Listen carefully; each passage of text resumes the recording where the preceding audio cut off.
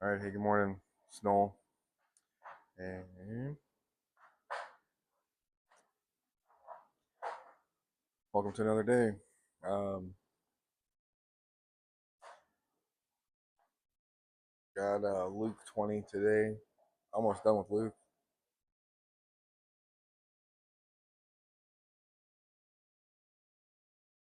And yeah, I'm going to jump right into it so I can get going for the day. Um,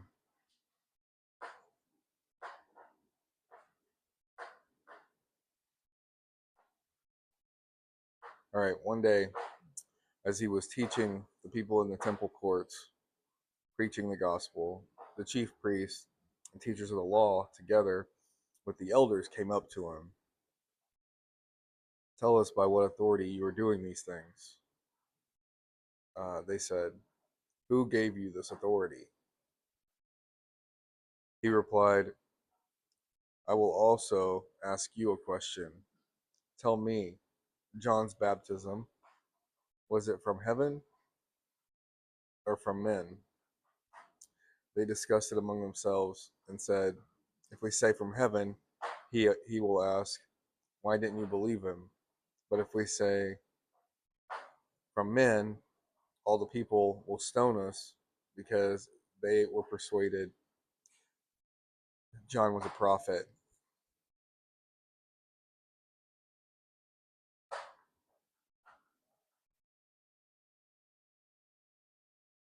So they answered, we don't know where it was from. Jesus said, neither will I tell you by what authority I am doing these things. He went on to tell the people this parable. A man planted a vineyard, rented it to some farmers, and went away for a long time.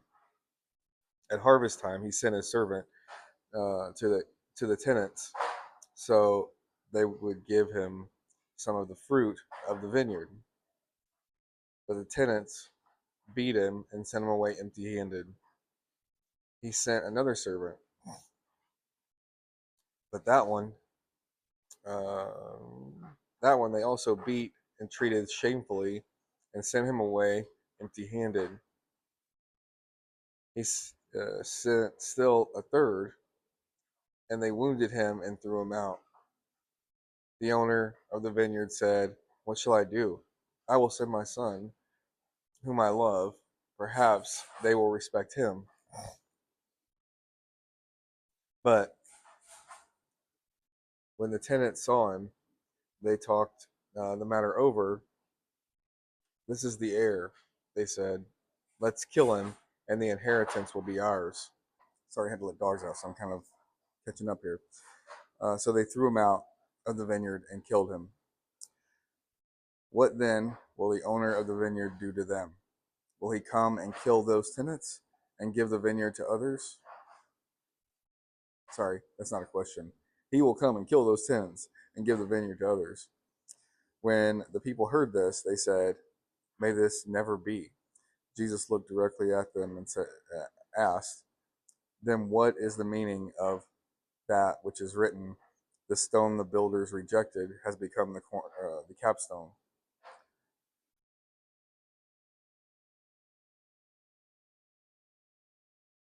Everyone who falls on that stone will be broken to pieces, but he on whom it falls will be crushed. The teachers of the law and the chief priests looked for a way to arrest him and immediately, because they knew he had spoken this parable against them, but they were afraid of the people.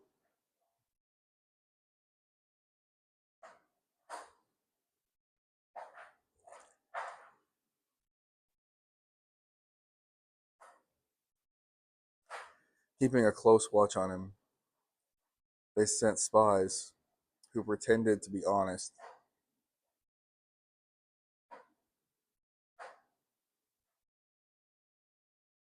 They hoped to catch Jesus in something he said, so uh, they might hand him over to the power and authority of the governor.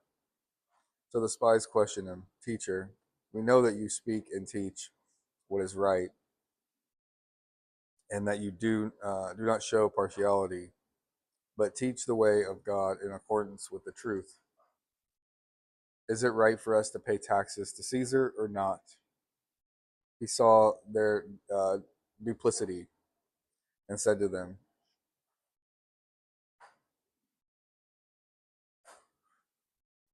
"Show me a denarius.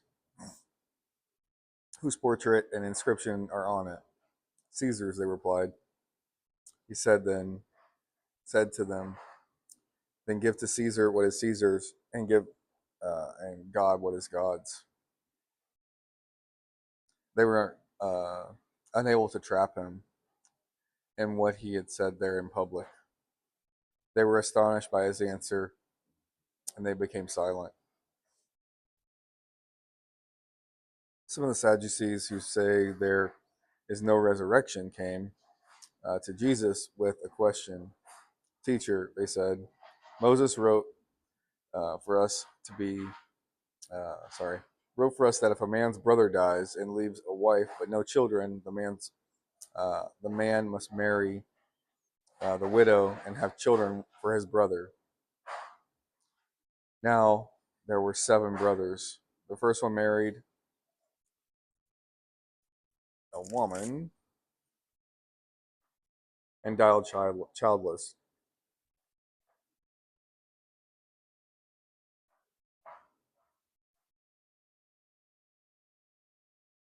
The second one, and then the third married her, and in the same way, the 7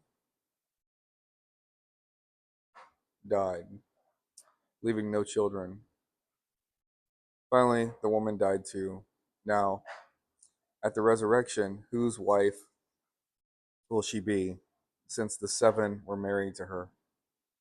Jesus replied, "The people of this age marry and are given in marriage, but those who are considered worthy of taking part in that age and in the resurrection from the dead will neither marry nor be given in marriage, and they can no longer die, for they will be like angels. They are like they are children. They are God's children, since they are children of the resurrection." But in the account of the bush, even Moses showed that the dead rise, for he calls the Lord the God of Abraham, the God of Isaac, and the God of Jacob. He he is not sorry. He is not the God of the dead, but the living. For to him all are alive. Some of the teachers of the law were responded, "Well said, teacher," and no one dared to ask him any more questions.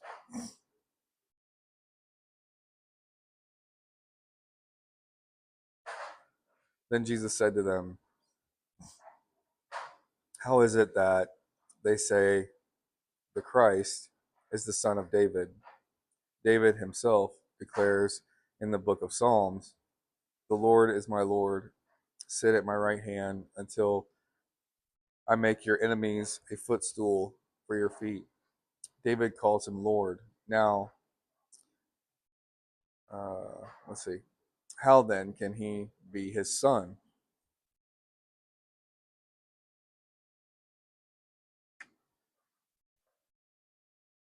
While all the people were listening, Jesus said to his disciples, "Beware of the teachers of the law. They like to walk around in flowing robes and love to be greeted in the marketplaces and have the most important seats in the synagogue and the places of honor at banquets. They devour widows' houses and for a show will make lengthy prayers. Such men will be punished severely. Whew.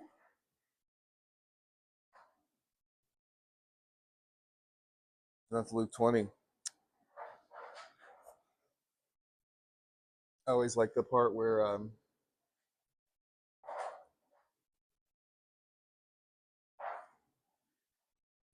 Jesus talks about um, gosh, where'd it go?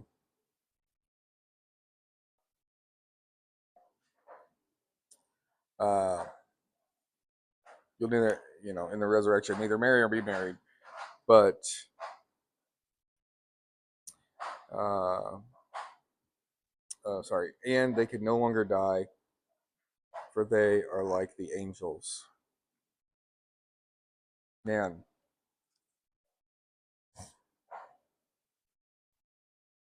that really makes you want to be a part of the resurrection there.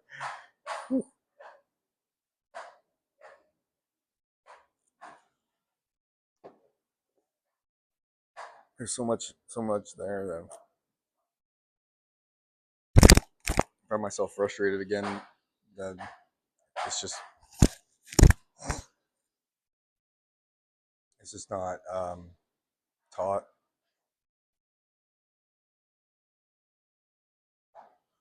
I don't know why. I don't know why it's not really. At least in my experience, it's very rarely taught uh, in church. And I get it. Like Jesus is talking to the church leaders. You know, he's talking about the folks that want to dress. The Pharisees and church leaders that are dressing fancy and want to be perceived as important and greeted and all this kind of mess. And have these lengthy prayers and all that. That's who he's talking to, and he's basically, I think, saying the same thing. Like it's just it's still going on, and it got me thinking. Like there, it talks about those people, the Pharisees and the teachers of the law, and all that, devouring the widows and the widows' houses,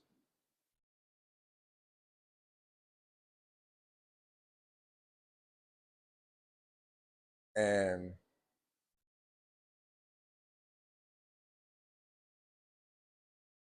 I don't know. I kind of feel like there's some of that still going on. Um,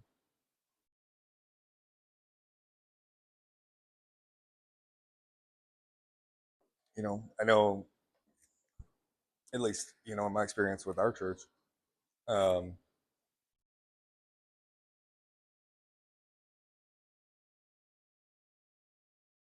you know, they've gotten pretty good at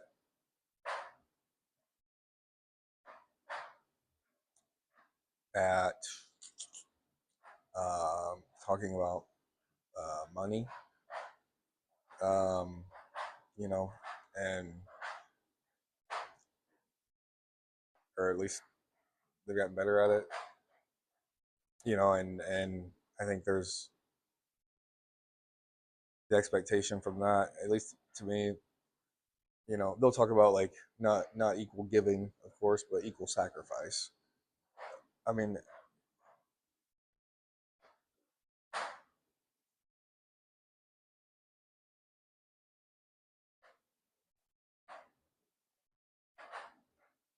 they sacrifice. They want you to sacrifice for.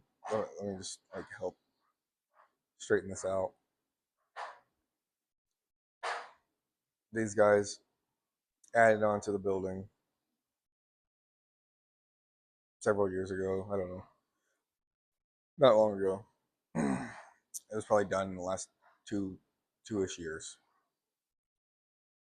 and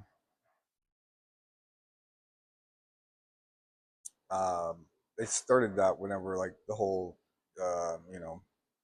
pandemic stuff was going on around here and everything.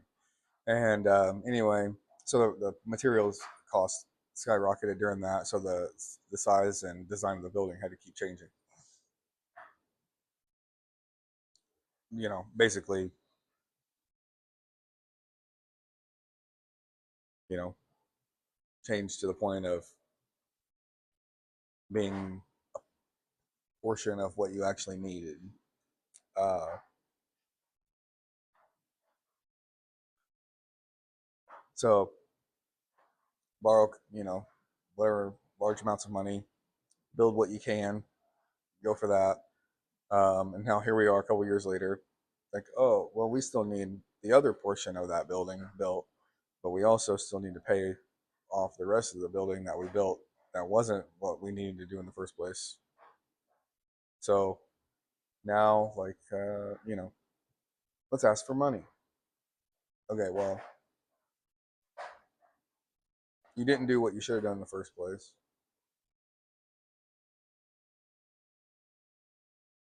The same folks turn around like, hey, we need to, you know get money to pay off what we didn't do in the first place, and then pay for what we need to do.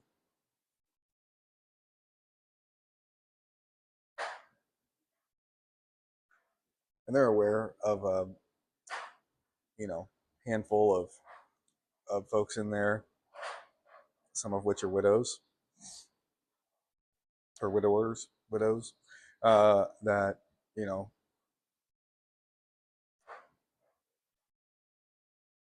maybe have more than the rest of us. Not that they're walking around showing it by any means. Gosh, it's just yeah. And so you basically do this whole campaign for a church with the idea that these widows or these few folks, you know, are going to shell out 75% of the dough. Because I mean, let's face it, like,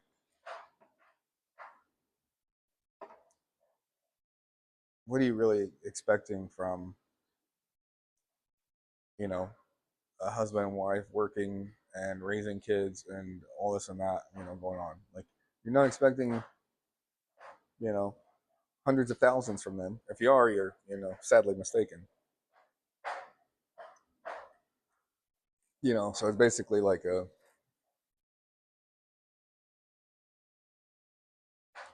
get the widowers to or the widows to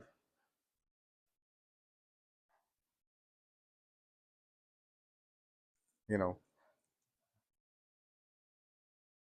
give a bunch of change,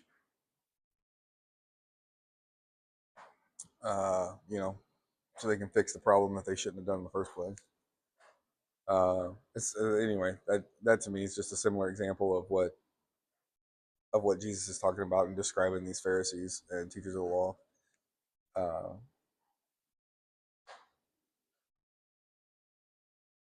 and I mean, it's not just on. There's plenty of examples. Um, you know, I just,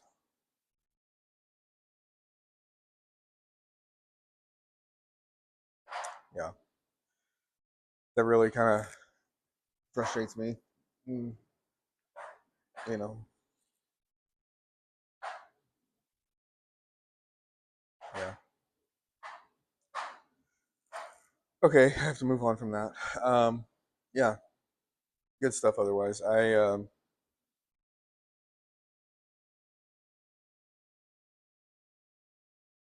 gotta go get this puppy ready to go, um, and meet her new owners, and then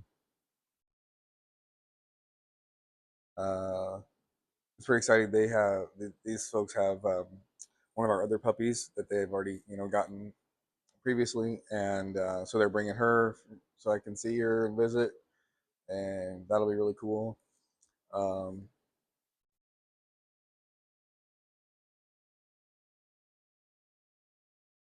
yeah, so it's exciting.